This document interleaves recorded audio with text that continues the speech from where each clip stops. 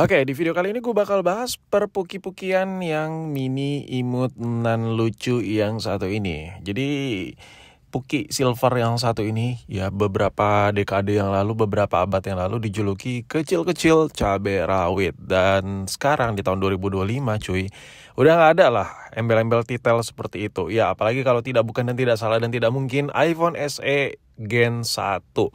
Gue bikin konten ini sebenarnya bentuk rasa gerah gue ya ke kalian semua yang nanya, "Bang, iPhone SE Gen 1 masih bisa gak sih buat WA, buat daily, buat harian, bla bla bla." Ya sekaliannya buat harian touring gitu. Jadi jawabannya tidak ya. Di sini gue langsung comparing sama iPhone yang paling klimaks, yang base model, yang varian Pro terlalu lebay. Chipset SE Gen 1 A9 cu ya, yang dimana chipset A9 memang pada dulu-dulunya itu tingkat efisiensinya tinggi sekali ya kan. Tapi sekarang ya embel-embel ya iklan-iklan yang lagi lu lihat nih di video ini tuh lu bisa lihat. Itu tidak berlaku lagi jika kita hadapkan dengan iPhone paling baru, yaitu chipset A18 yang dimana tingkat efisiensinya sangat tinggi sekali. Jadi lu nggak bisa menafsirkan iPhone SE itu irit baterai meskipun emang hanya kecil. Oh, Apple itu nggak, iPhone itu nggak perlu baterai gede karena baterainya awet meskipun emangnya kecil. No, itu tidak berlaku di chipset jadul ya teman-teman. Chipset jadul is not works ya kan. Dan kamera, kalau kita bicara kamera, nah kamera juga another level juga cu. Bedanya apa bang? Bedanya bukan hanya sensor aja. Sekarang tuh kalau lu pilih yang base modelan, itu lu dikasih dual lens ya, yang dimana lensa biasa dan lensa super lebarnya. Ya, nggak mesti iPhone terbaru sekalipun. Misalnya kayak iPhone 15 juga, itu udah keren parah ya. Kita mulai dari iPhone 11 ya, lensa biasa, lensa lebar, 12, 13, 14, 15, berlanjut sampai ke 16 cu. Nah, itu perbedaan yang pertama. Perbedaan yang kedua, perbedaan kasta ukuran sensor kameranya. Kita ini udah bicara untuk low light perekaman video gelap-gelapan yang udah nggak burik, untuk foto nggak burik juga ya kan. Kita udah bicara di kasta seperti itu. Tapi di gen iPhone SE lu tidak bisa bicara seperti itu. Jadi jangan ujuk-ujuk, anjir iPhone SE nih kecil-kecil caberat gue beli di tahun 2020. Anjir keren banget nih, HP gue keren banget nih bang, gue ngerekam tuh bagus banget. Enggak, kayak gitu tuh udah gak berlaku lagi di SE Gen 1 men. Sekarang gue bicarain soal baterai deh. Kita pahit-pahitan aja. Kita tahu ya, iPhone nggak mesti iPhone terbaru deh. Yang penting lu pilih varian plus aja kayak iPhone 14 Plus ya kan. Itu bukan paling baru kan. Di atas 14 Plus ada 15 Plus, di atas 15 Plus ada 16 Plus. Kita tahu iPhone 14 Plus bukan yang paling baru dan kita tahu udah berumur, dan kalau kita beli second rata-rata baterai health-nya di 70 atau 80%. Nah, handphone kayak gitu aja lu harus beli yang varian plus, baru agak berasa irit ya karena udah beberapa tahun pemakaian. Beda hal sama iPhone 16, efisiensinya masih tinggi, baterainya masih 100%, chipsetnya masih sangar sekali. Jadi berbagai macam apps itu masih cerek lah bagi si chipset terbaru di sebuah iPhone berapapun itulah. iPhone 16 juga bakal ada masanya kok, dia bakal tumbang juga. Jadi di sini gue mau nekanin ke kalian semua, bang, masih enak gak buat daily? Jawabannya tidak ya teman-teman. iPhone SE tidak.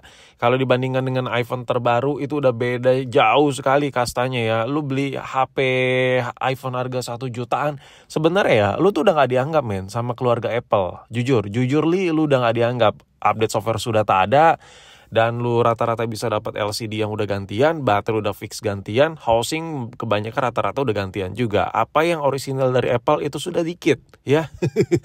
Nah, kita balik lagi ke topik mengenai iPhone SE 2016 alias iPhone SE generasi pertama.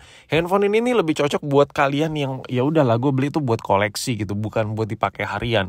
Bang, apakah masih bisa WA? Bisa. Bang, apakah masih bisa lihat yang montok-montok ya kan? Lihat logo Tesla di TikTok-tiktokan? Bisa. Cuman masalah, the problem is iPhone SE the first generation. Ya, you will be mad ya. Lu bakal bete ya setiap make. Dan kalau kita ngomongin soal displaynya tuh udah nggak bisa lu sandingkan sama iPhone yang terbaru meskipun base model. Contoh aja kayak iPhone 16. Memang dikatain ya biasa aja lah, belum 120 Hz gitu si 16 ini. Cuman kalau kita comparing apple to apple-nya dengan iPhone yang lebih lawas, udah beda kasta juga. Yang Ono masih ada home button-nya 2016, yang sekarang udah dynamic island.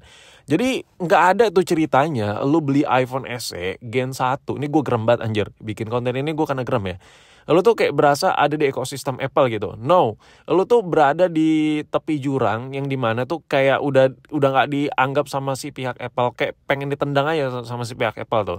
Kenapa? Karena chipset udah useless, kamera udah useless, ya performa baterainya ampas parah ya. Jadi menurut gua, kalau lo pengen berasanya iPhone, minimal lo ngikutin ekosistemnya mirip-mirip sama iPhone gen terbaru. Ya kalau lo dananya lumayan gede tapi lo belum mampu beli iPhone 16, misalnya lo bisa beli iPhone 15 yang udah sama-sama Dynamic Island, chipsetnya nggak jauh beda, baterai health life mungkin penurunannya cuma 10% ya kan. Itu masih oke. Nah, kita balik lagi ke topik si SE Gen 1 ini. Minusnya apa bang kalau gue beli? Biasanya lu dapet yang fingerprint on itu sulit sekali, susah sekali. Bukan karena apa, bukan karena abal-abal atau dibongkar, bukan. Karena faktor umur. Jadi si fleksibel sensor sidik jarinya ini masih terpisah dari LCD-nya ya. Jauh sekali, dia kayak ada fleksibel panjang gitu. Nah itu ringkih deh kalau udah, ini kan umurnya udah bertahun-tahun, jadi sangat rapuh sekali, bisa retak dalam lah jalurnya, jadi banyak fingerprint yang off ya, itu yang pertama. Yang kedua, minus LCD dia menguning di pojok-pojokan ya, itu udah pasti banget kalau lo beli masih ori bawaan Apple ya. Dan nggak hanya pojok-pojokan yang kekuning-kuningan atau kehijau-hijauan, kadang tuh kayak ada white spot tipis-tipis, ciri khas tipikal penyakit lahir IPS lah ya kan. Terus minusnya apalagi kalau lu beli SE, biasa switch vibrate sudah tak bisa dimainkan ya. Ini karena faktor umur bukan rusak ya, bukan karena dirusak atau apa, karena memang pemakaian aja kan, kita switch udah berapa ribu kali ya kan. Jadi udah soak aja gitu, bang apa nggak bisa diganti? Beda, dia komponennya memang mirip kayak iPhone 5s, cuman dia konektornya itu beda. Jadi lu kalau beli, gua berani jamin ya 1.000.000% lu pegang bacotan gue, lu beli fleksibel iPhone SE di Indonesia itu spare partnya nggak ada yang bener anjir, sumpah. Dan minusan berikutnya adalah konektornya. Konektor charger ini biasanya kotor. Dan kalau lu ganti, itu kadang ada minusnya. Entahlah speakernya jadi nggak nyala, ya biasanya karena fleksibel KW dan nyarinya ubek-ubek juga. Dan karena biasanya ya hasil mikrofonnya berbeda, tapi ngecasnya jadi normal. Saran gue kalau udah kotor, bersihin aja kalau masih bisa dibersihin. Itu jadi minus lah. Minus karena faktor umur lah. Terus berikutnya si iPhone SE ini lu jangan harap bisa dapat baterai health 100 kayak yang gue pegang. Anjay, bang lu dari mana bisa dapat? Ya, adalah, ya bisa lah kalau gue mah.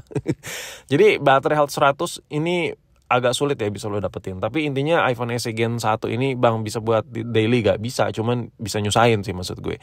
Ini handphone lebih cocok buat digital video player, audio player ya, lu buat HP ketiga mungkin, atau buat dengerin musik ya, buat santai-santai lah. HP bener-bener HP yang gak dipakai untuk peruntukan daily parah lah.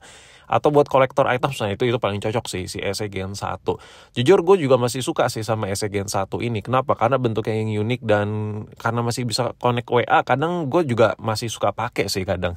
Tapi yaudahlah, itulah perbacotan gue mengenai iPhone SE Gen 1 di tahun 2025.